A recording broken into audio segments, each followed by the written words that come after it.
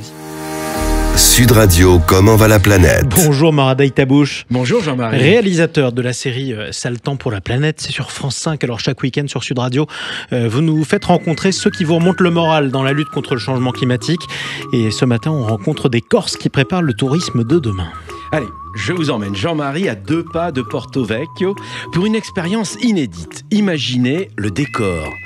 Nous sommes au cœur de la forêt de l'Ospedale, à 850 mètres d'altitude. Une vue plongeante sur la mer, mais jusque-là, rien de très surprenant. Attendez la suite. Là, on grimpe. À flanc de falaise, il y a notre nid douillet, un logement accroché à la roche. 5 bulles au total, des petits cocons pour passer une nuit à la Belle Étoile. C'est Karine Labosse qui nous accueille. Ah, faut le mériter pour venir ici, hein. Ça grimpe. Il y a du vent, hein. C'est une journée très venteuse. Mais il paraît que vous avez connu pire. On a pris jusqu'à plus de 200 km/h de vent. 200 km ici. 200 km/h en rafale, ouais. Cette nuit-là, on a eu des vents à 110 km/h à peu près. Je peux vous dire que l'expérience vaut quand même le détour. Écoutez Karine en parler. On a eu des rafales à 110 km/h, ouais. C'était assez impressionnant. Là, ce que j'adore, c'est que c'est juste un tableau. Et ce tableau change chaque jour selon la couleur du ciel, selon la luminosité. Vous en restez jamais. Et pour vivre un moment encore plus magique, il faut se rendre dans le cocon le plus haut. Il est perché sur son éperon rocheux à plus de 1000 mètres d'altitude. On s'équipe ici d'un harnais de sécurité. Les conseils d'un pro, Jean-Michel, l'autre boss. Donc sur un baudrier, vous avez la ceinture, vous avez les 2 jambières. On fait juste attention à une chose, c'est d'avoir les petites boucles de fermeture à l'extérieur des jambes. Et ce cocon, avec terrasse à 360 degrés, n'est accessible que par la Via Ferrata. C'est-à-dire que l'on escalade la falaise avec des prises déjà installées. Une petite demi-heure de grimpe. Ça ne fait que monter, hein.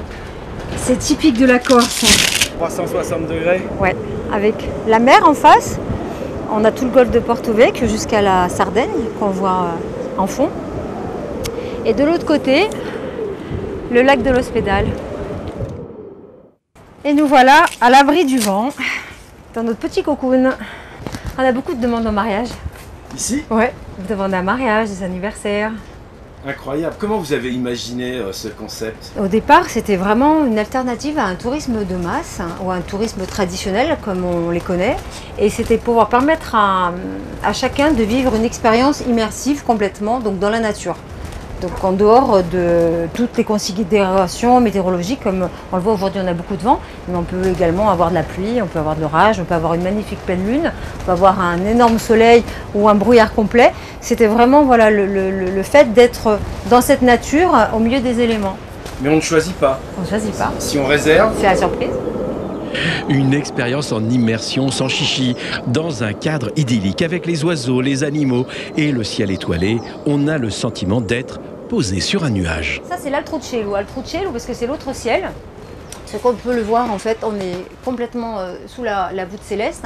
Ici, il n'y a pas de pollution lumineuse, ce qui fait que quand la nuit tombe, on est vraiment complètement dans le ciel. Donc là, on est en pleine période des Perséides. Ce sont les périodes de l'année où il y a le plus d'étoiles filantes dans le ciel. Construire ces cocons, pas simple. Surtout qu'il faut transporter le matériel plus haut. Et comme si ça ne suffisait pas, il faut tout installer sur les parois rocheuses. Tout a été très compliqué. La conception, le choix en fait des structures. Le but étant justement de trouver quelque chose complètement intégré à la nature. C'est pour ça qu'on est parti sur la forme ronde, donc le cocon, la matrice de la vie. Et puis après, il a fallu trouver des emplacements. Un projet qui sort des sentiers battus, alors forcément dans le coin ça jase. On nous a pris pour des fous, on a beaucoup voulu nous copier aussi. On fait en fait vraiment ce qu'on a envie de faire. C'était vraiment un changement de vie, c'était vraiment faire quelque chose qui nous correspond. Et voilà les premiers clients de la journée. Bonjour, soyez les bienvenus. Comme vous le savez, le Cocoon Village est un écotourisme où on n'a ni eau ni électricité. Vous êtes là donc pour une expérience en pleine nature. Sans eau, sans électricité, ce sera quand même une nuit étoilée mais venteuse. L'expérience promise est là, pas de souci. Après cette nuit à la Belle Étoile, il est temps de prendre son petit déjeuner au lit. C'est Jean-Michel qui nous l'apporte. Quelle heure vous levez le matin? 6 heures tous les matins pour aller chercher les croissants, le pain frais à la boulangerie. Après, c'est la montée, c'est la préparation d'abord du petit déjeuner, ça c'est Karine qui s'en occupe, avec les boissons chaudes et ainsi de suite. Et puis après, il faut monter jusqu'ici, donc une petite demi-heure pour arriver à l'hospédal. Et livraison de tous les paniers sur toutes les terrasses. C'est un projet coup de cœur? Oui, c'est ça, c'est vraiment ça. Hein. Ça a été une collaboration entre nous deux, c'est-à-dire qu'elle voulait des logements insolites, moi je voulais absolument les mettre sur la falaise.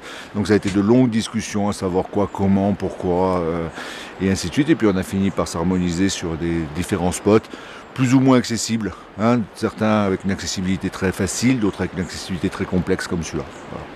Ça a été un petit peu ça. Allez, merci, à tout à l'heure. 20 minutes pour monter et redescendre et Jean-Michel n'est même pas essoufflé. Et voilà, redescendre du panier repas qu'on leur a livré hier soir. Le Cocoon Village, c'est d'abord un site éco-responsable, une manière plus vertueuse de vivre le tourisme. L'eau de la douche, par exemple, est nettoyée pour être réutilisée par les clients. C'est un retour à la nature et puis surtout, c'est une utilisation des ressources. On fait bosser un peu la nature, puis ça a l'air de lui convenir, parce que c'est des plantes qu'on a plantées maintenant il y a à peu près un mois, qui faisaient une dizaine de centimètres, et qui maintenant montent à peu près 1,50 m.